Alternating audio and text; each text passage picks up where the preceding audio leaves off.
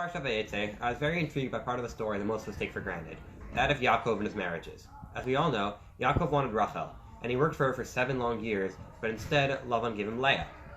Then Yaakov wanted to marry Rachel still, so he had to work for another 7 long years.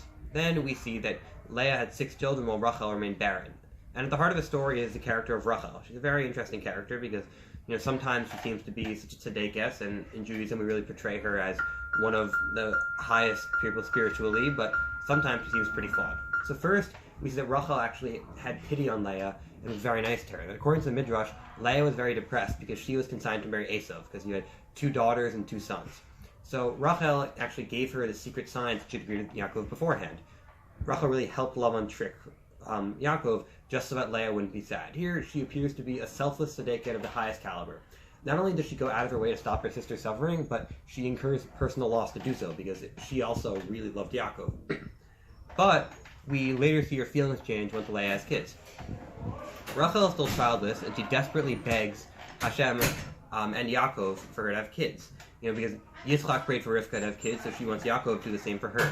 According to the Midrash, she was very jealous of Leah, because she thought God was rewarding Leah with children, and that she was somehow flawed. Furthermore, we later see that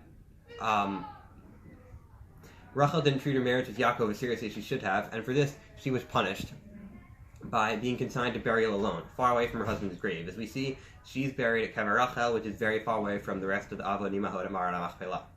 So I really like this view of Rachel. I think that really enhances our understanding of her because it does a good job of humanizing her. In Judaism, we tend to think of the Avot and Imahot as these sort of deities almost, and we think that they're the superhuman levels of holiness, but this kind of makes their status out of reach. That if we can see these biblical figures as being people just like us, as being obviously very holy but also flawed, and as being people that work to their holiness, then it makes their holiness seem attainable. We're able to relate to them, and that ultimately it makes it much easier to try to emulate them.